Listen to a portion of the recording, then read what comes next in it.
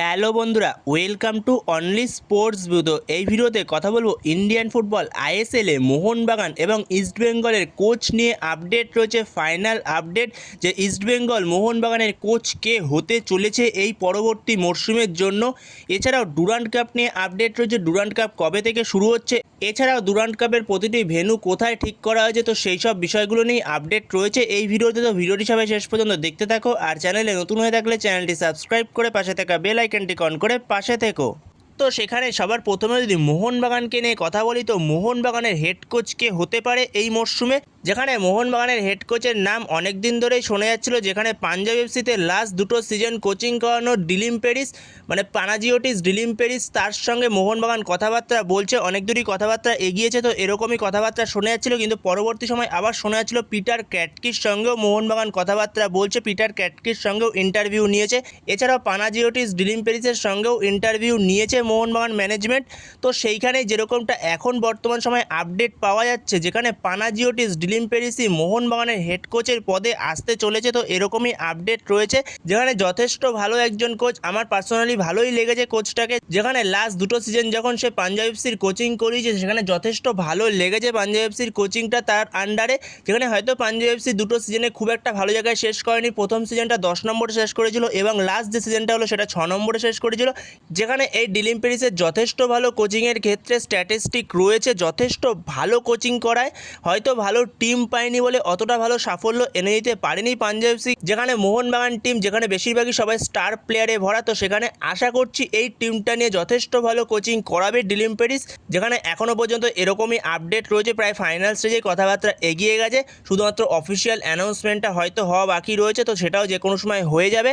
But ধরে রাখো 99.9% হচ্ছে পানাজিওটিস ডিলিম পেরিস মোহনবাগানের হেড কোচ পরবর্তী মরশুমের জন্য।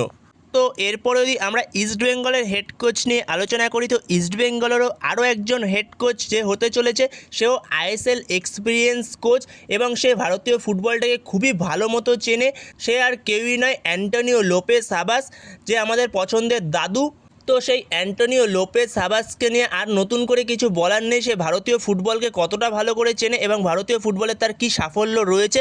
যেখানে মোহনবাগানেরই প্রাক্তন কোচ অ্যান্টনিও লোপেস হাবাস, তো যথেষ্ট সাকসেসফুল কোচ। যেখানে সবথেকে বেশি সাকসেসফুল কোচ বললেও সেটা ভুল হবে না এই অ্যান্টনিও লোপেস হাবাসকে। তো সেখানে যেরকমটা আপডেট পাওয়া যাচ্ছে, তো অ্যান্টনিও লোপেস হাবাস সে কিনা একটা সময় যেরকম শোনা যাচ্ছিল মোহনবাগানটাকে তিডির পদে নিয়ে আসতে পারে, মানে টেকনিক্যাল ডিরেক্টর পদে এই মরশুমে নিয়ে আসতে পারে, যেটা কিনা যখন জুয়ান ফার্নান্ডো ছিল সেই সময় মোহনবাগান নিয়ে এসেছিল। তো সেরকমই আবারও কাজ করতে চলছিল মোহনবাগান ম্যানেজমেন্ট, সেরকমই আপডেট ছিল। কিন্তু এখন বর্তমান সময় আপডেট রয়েছে ইস্টবেঙ্গলে আসতে চলেছে অ্যান্টনিও লোপেস হাবাস 2 বছরের চুক্তিতে। যেখানে ইস্টবেঙ্গল প্রথমে হাবাসকে 1 বছরের চুক্তি পাঠিয়েছিল, কিন্তু হাবাস তাতে রাজি হয়নি। হাবাস বলেছিল 2 বছরের চুক্তি লাগবে, কিন্তু পরবর্তী সময় ম্যানেজমেন্ট সেটাতে রাজি হয়ে 2 বছরের চুক্তি পাঠিয়েছে। তো সেখানে যদি সব কিছু শেষ পর্যন্ত ঠিকঠাক থাকে, হয়তো আমরা 2-4 দিনের মধ্যে আমরা দেখতে চলেছি অ্যান্টনিও লোপেস হাবাসকে ইস্টবেঙ্গলের কোচ হিসাবে, ইস্টবেঙ্গলের হেড কোচ হিসাবে। যে কিনা একটা সময় মোহনবাগানের হয়ে কোচিং করিয়ে গেছে, সে এখন ইস্টবেঙ্গলের হয়ে কোচিং করাতে আসতে পারে। তো তোমাদের এই আপডেটটা নিয়ে কতটা হ্যাপি? যদি ইস্টবেঙ্গলে অ্যান্টনিও লোপেস হাবাস সাইন করে, তো তোমাদের এ বিষয় নিয়ে কি মতামত সেটা অবশ্যই কমেন্ট বক্সে জানিও।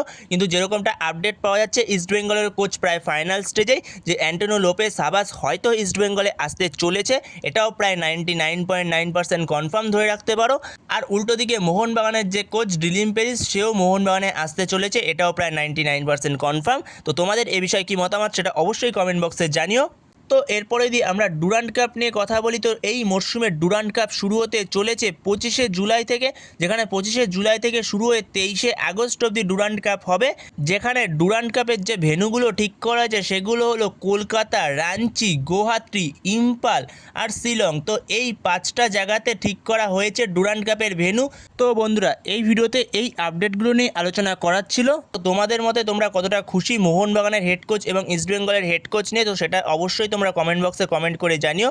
তো এই ভিডিওতে এই পর্যন্তই। তো এই ভিডিওতে এই আপডেটগুলো নিয়ে আলোচনা করার ছিল। তো ভিডিওটি ভালো লাগলে অবশ্যই লাইক, শেয়ার, সাবস্ক্রাইব করতে ভুলো না। তো নেক্সট ভিডিওতে দেখা হচ্ছে, ততক্ষণের জন্য বাই বাই।